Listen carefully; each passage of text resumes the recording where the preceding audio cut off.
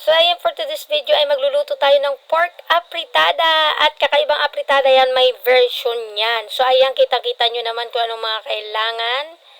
Ayan, napaka-basic lamang. At yan ngayon, magpapainit na tayo ng aquawale at lagyan na natin ng mantika.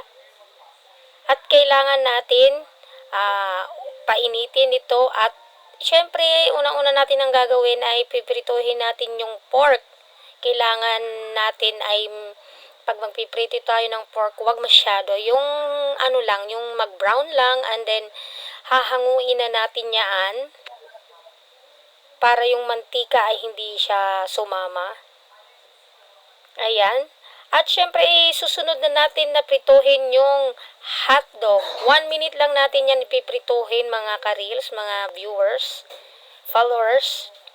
Hindi kailangan na matagal, gawa ng lulutuin pa naman natin yan pag gigisa natin. At syempre, ganun din ang gagawin natin. Kailangan natin hanguin yan sa, ayan, para hindi mapasama yung oil.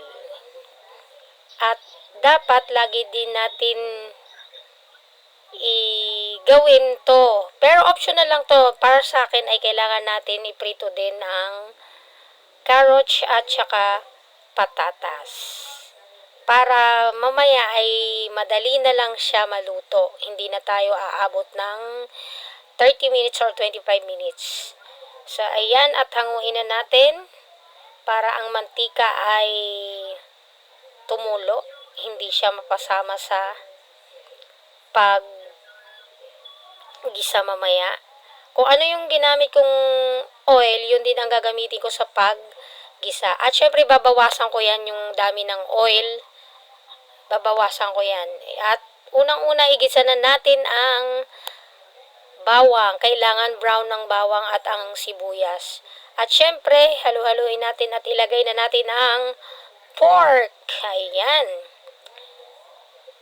At kitang-kita nyo naman, isusunod na natin ang tomato sauce. Hindi yan talaga mawawala pag pork apritada. Kailangan may tomato sauce. And then, halu-haluin natin. At, syempre, lalagyan na natin yan ng pork cube. Para lalong sumarap at tubig. Para lalong sumarap ang ating pork apritada. Nagpapadagdag yan ng lasa pag may pork cube po. Ayan. At syempre, pakuluin na natin ng konti at ilagay na natin ang paminta. Powder po yan ang ginamit ko, mga ka-reels, mga viewers. At syempre, kailangan kumulo siya at takpan na natin. At eto na nga, kulo na. Ilagay na natin ang carrots at saka patatas. O, di ba?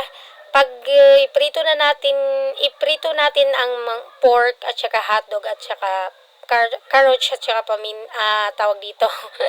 Nagkamali na. Patatas, madali lang lutuin. At syempre, huwag nyo kakalimutan, i-check nyo yung pork kung malambot na. At linagay ko na rin po ang bell pepper po. Ayan. Kung tawagin sa amin ay ngalagong kagong. Ayan, nilagay ko na rin po ang hotdog. Ayan, nagiging makulay na ang ating pork apritada. Pero, mga ka-reels, optional lang po yan. Kung gusto nyong lagyan ng hotdog, okay lang po.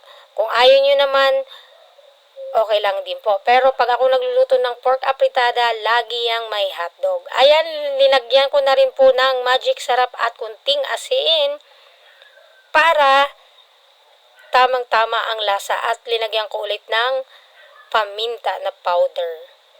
At pag nagluluto tayo, ang napakahalagang gagawin natin, kailangan titikman natin yung linuluto natin kung patok ang panlasa. Ayan, hanguin na natin ang ating pork apritada. Kitang-kita nyo naman ay napakakulay at napakasarap. Talagang mapapakain ka ng maraming kanin nito. So, ayan.